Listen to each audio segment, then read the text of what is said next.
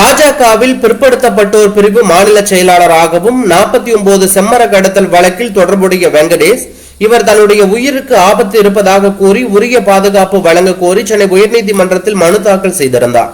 அந்த மனுவில் நான் ஏற்றுமதி இறக்குமதி தொழில் செய்து வருகிறேன், கல்வி சார்ந்த அறக்கட்டளையை நடத்தி வருகிறேன். தன்னுடைய உறவினர் ஒருவரை முத்துச்சரவணன் என்பவர் படுகொலை செய்தார். இந்த வழக்கு கடந்த 2023 ஆண்டு முத்துச்சரவணனை காவல்துறை என்கவுண்டர் செய்யப்பட்டார்.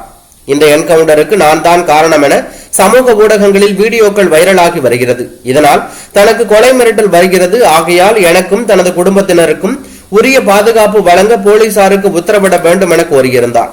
இந்த வழக்கு விசாரணை நீதிபதி ஆனந்த் வெங்கடேஷ் முன்பு விசாரணைக்கு வந்தது. அப்போது அரசு தரப்பில் ஆஜரான வழக்கறிஞர் பாஜகவை சேர்ந்த வெங்கடேஷ் மீது 10 குற்ற வழக்குகள், ஆந்திராவில் 49 வழக்குகள் உள்ளன.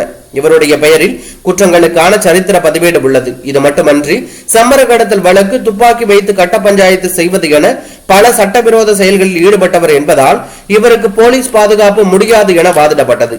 இதனையடுத்து நீதிபதி ஆனந்த் வெங்கடேஷ் எந்த குற்ற பின்னணியும் இல்லாமல் போலீஸ் பாதுகாப்பு கேட்டிருந்தால் அவருக்கு எந்தவித தயக்கமும் இல்லாமல் பாதுகாப்பு வழங்க உத்தரவிட்டிருப்பேன். வெங்கடேஷுக்கு போலீஸ் பாதுகாப்பு கொடுத்தால் தவறான முன்னுதாரணம் ஆகிவிடும். இதே போல குற்றவாளிகள் பலரும் போலீஸ் பாதுகாப்பு கேட்கும் சூழல் உருவாகும். அது நீதித்துறையின் மீதான நம்பிக்கையை இழக்க வைக்கும். அவர் மீது சம்மர கடத்தல் வழக்குகளும் நிலுவையில் இருப்பதால் அவருக்கு போலீஸ் பாதுகாப்பு வழங்க உத்தரவிட முடியாது என கூறி அவரது மனுவை தள்ளுபடி செய்துள்ளது பாஜக தரப்பினரை அதிர்ச்சி அடைய வைத்துள்ளது.